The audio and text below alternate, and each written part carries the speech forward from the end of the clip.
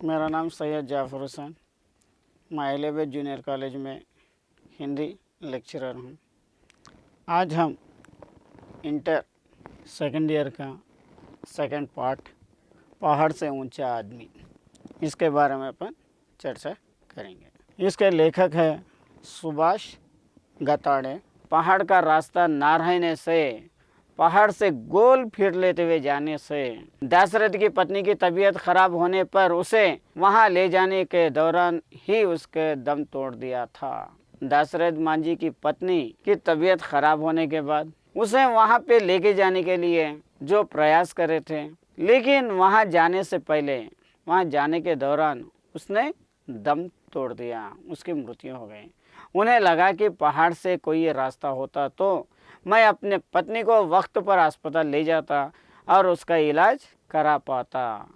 और इन्होंने सोच लिया कि अगर से पहाड़ से सीधा रास्ता रहता तो कम समय में मैं अस्पताल पहुंच जाता था और वहां पे मैं मेरी पत्नी का इलाज करा के उसे बचा लेता था। ये सोच, ये धुन उसको सवार होने की वजह से उन्होंने ये पहाड़ तोड़ने का निश्चय किया है। सर्वेश्वर दयाल सक्सेना की एक कविता, दुख तुम्हें क्या तोड़ेगा तुम दुख को तोड़ दो। ये देखिए सक्सेना की एक कविता कितनी अच्छी है। दुख तुम्हें क्या तोड़ेगा तुम दुख को तोड़ दो, बस अपनी आंखें औरों के सपनों को जोड़ दो। ये सर्वेश्वर दयाल सक्सेना का एक कविता है। ये कविता से यानी दुख अपने को कुछ नहीं तोड़ेगा, लेकिन दुख को अपन तोड़ना है, यानी परेशानी को अपन तोड़ना है जो परेशान कर रहा। बस अपने जो आंखों से दूसरों के सपनों को भी अपन देखना है, दूसरों के खातिर भी। आज अपने लिए यह रास्ता सही नहीं था, लेकिन कल के दिन दूसरों को भी यह रास्ता सही हो सकता। ये यहाँ पे सर्वेश्वर दयाल सक्सेना एक कविता में कह रहे थे। जिंदगी का 30वां बसंत पार कर चुके दशरथ मांझी ने शायद शेष गांव के निवासियों के मन में भी दबी इस छोटी सी हसरत को अपनी जिंदगी का मिशन बना डाला। क्या है 30वीं वसंत, यानी 30 साल पार हो चुके हैं दशरथ मांझी। शायद पूरे गांव वालों को अपने साथ लेके एक छोटी सी हसरत में अपनी जिंदगी का एक मिशन बना के ये काम 360 फीट लंबा और 30 फीट चौड़ा एक पहाड़, उसे तोड़ के, उसे काट के रास्ता बनाने का निश्चय कर लिया और अपनी पत्नी की असामयिक मौत से उपजे प्रचंड दुख को एक नई संकल्प शक्ति में तब्दीली कर दिया है। जो अपनी पत्नी की मौत से, अपने प्रचंड दुख से, अपने ज़्यादा अंदर भरी हुई दुख से एक नई संकल्प शक्ति, एक नई खोज करने की शक्ति इसमें बदल ली। 5-6 साल तक दशरथी अकेले ही मेहनत करता रहा। 5-6 साल तक दशरथी मांझी अकेले ही रोज़ सुबह में छैनी और हथौड़ी लेके पहाड़ तोड़ने के लिए जा रहा था। 5-6 महीने तक इन्हों अकेले करा। धीरे धीरे और लोग भी जुड़ते चले गए।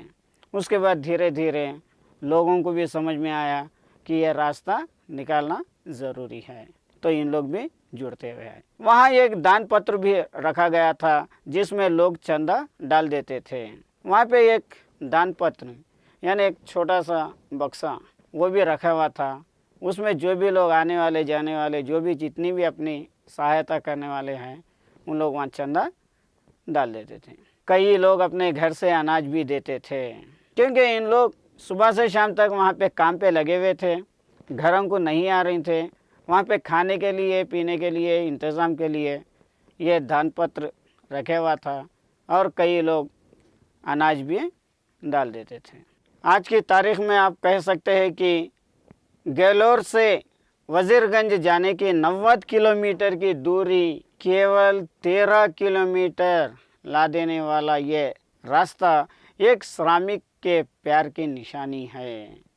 ये जो 90 किलोमीटर दूरी, ये 90 किलोमीटर दूरी का रास्ता सिर्फ 13 किलोमीटर में बदल दिया दशरथी मांझी। ये एक मजदूर की प्यार की निशानी है एक अंग्रेज पत्रकार ने लिखा पुअर मैस ताजमहल।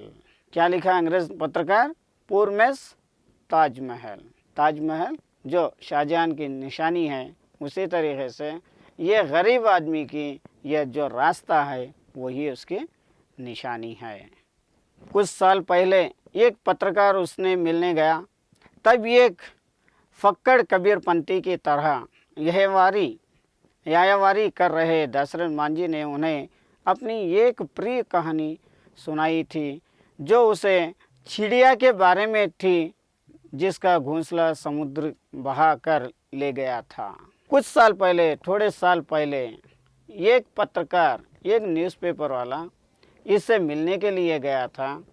तब उन्होंने एक कबीर का दोहा सुनाते हुए, तो जब दाशरथी मांझी अपनी एक कहानी, जो अच्छी लगने वाली कहानी उन्होंने सुनाई, उसमें एक चिड़िया के बारे में थी जो उसका घोंसला है समुद्र में बहकर चले गया। कहानी उस चिड़िया की प्रेजेंट जिजीविषा और संकल्प को बयां कर रही थी, जिसके तहत समुद्र द्वारा घोंसला ना लौटने पर चिड़िया ने अकेले ही समंदर को सूखा देने का संकल्प किया। ये कहानी चिड़िया की है। उन्होंने कितनी की कोशिश करने के बाद भी वो समंदर से घोंसला हासिल ना कर पाई। ना लौट आने पर वो लौट के नहीं आया, तो उन्होंने अकेले ही सोच ली थी कि ये समंदर को सुखा देना है। शुरुआत में उसे पागल करार देने वाली बाकी चिड़िया भी उसके साथ जुड़ गई, और फिर विष्णु का वाहन गरुड़ भी इन कोशिशों का हिस्सा बन गया। क्या है, शुरुआत में ये चिड़िया एक पागल है, इसलिए ये संकल्प कर ली, ऐसा ये समंदर सूख जाता क्या बोलकर सोचने वाले दूसरे चिड़िया भी बाद में इसका साथ देते गए, और भगवान विष्णु का जो वाहन है गरुड़, वो भी इन कोशिशों में हिस्सा बन गया। फिर बीच बचाव करने के लिए खुद विष्णु को आना पड़ा, जिन्होंने समुद्र को धमकाया कि अगर उसने चिड़िया का घोंसला नहीं लौटा तो पल भर में उसे सुखा दिया जाएगा। फिर बीच में इसके बचाव करने के लिए भगवान विष्णु भी आना पड़ा और समुद्र को धमकी देना पड़ा कि चिड़िया का घोंसला अगर से नहीं लौटा दिए तो समंदर को सुखा देना पड़ेगा। पल भर में, थोड़ी मिनटों में। तब पत्रकार ने जब उससे पूछा कि कहानी की चिड़िया क्या आप ही है, तो जब ये कहानी सुनने के बाद वो पत्रकार दाशरथी मांझी से पूछा कि वो चिड़िया आप ही है क्या। इसके जवाब में आंखों में शरारत भरी मुस्कान लिए दाशरथी मांझी ने बात पलट दी थी, जो मुस्कुराते हुए, आंखों में शरारती मुस्कुराहट से क्या है, दाशरथी मांझी फिर बात को पलटा दिए। पिछले कुछ सालों से दाशरथी मांझी कबीरपंथी साधु बन गए थे और यायावर बने हुए थे, लेकिन कबीर का उनका स्वीकार महज ऊपर नहीं था। पिछले कुछ सालों से ये दाशरथी मांझी कबीरपंथी के साधु बन गए, लेकिन कबीर का उनका जो स्वीकार महज है, दूसरी चीज़ें हैं, उसके ऊपर प्रभाव नहीं पड़ा। उनके विचारों में भी कबीर जैसी प्रखरता थी। जो दाशरथी मांझी के विचार में, सोच में भी कबीर की जैसी सोच थी, इनकी सोच भी वैसी ही थी। गरीब और मेहनत कशों का ईश्वर पूजा में उलझ रहना और तमाम अंधश्रद्धाओं का शिकार होना उन्हें कचोटता था। क्या है, गरीब और मेहनत वालों का ईश्वर की पूजा के लिए उलझ जाना, वो उलझ में रहना और दूसरे अंधश्रद्धाओं का शिकार होना, अंधविश्वासों का शिकार होना, ऐसे चीज़ों को इनको भी कठिन लगता था। वे कहते थे कि ज़िंदगी भर फकाकशी करते रहे, आदमी की मौत के बाद मृत्यु भोज में अच्छे अच्छे पकवान खिलाए जाते हैं। क्या है, ज़िंदगी भर में जो आदमी के पकवाना हो दो, जो भी आदमी की इज्जत रह दो, जो भी रह दो जैसे रहती, मौत के बाद मृत्यु भोज में यानी मरने के बाद अच्छे अच्छे पकवान वहाँ पे खिलाए जाते हैं। इसके लिए लोग कर्जा क्यों लेते हैं? यहाँ पे दुनिया में रही जब तक दूसरों से कर्जा लेना, फिर अपनी ज़िंदगी चलाना, अच्छे अच्छे पकवान खाना, कुछ भी करना, लेकिन वहाँ पे लोग कर्जा कहाँ से लेते? दशरथ मांझी हमारे बीच नहीं है, लेकिन क्या वे हमें उन मित किए पत्रों की याद दिलाते प्रतीत नहीं होते?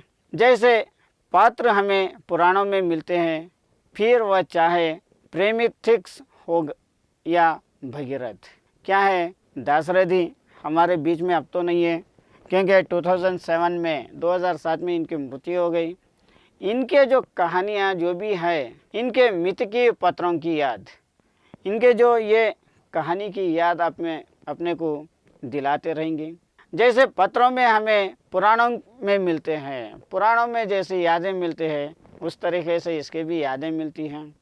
इन्हों एक प्रेमोस्तमी यानी एक मोहब्बत, प्यार की निशानी या भगीरथ, ऐसे शख्सियतों का जो मनुष्य के उद्यम जिज्ञासा को प्रतिबिंबित कर रही होती है और अपनी कोशिशों से प्रकृति की दानव शक्तियाँ और इंसानियत के दुश्मनों से लड़ रही होती है।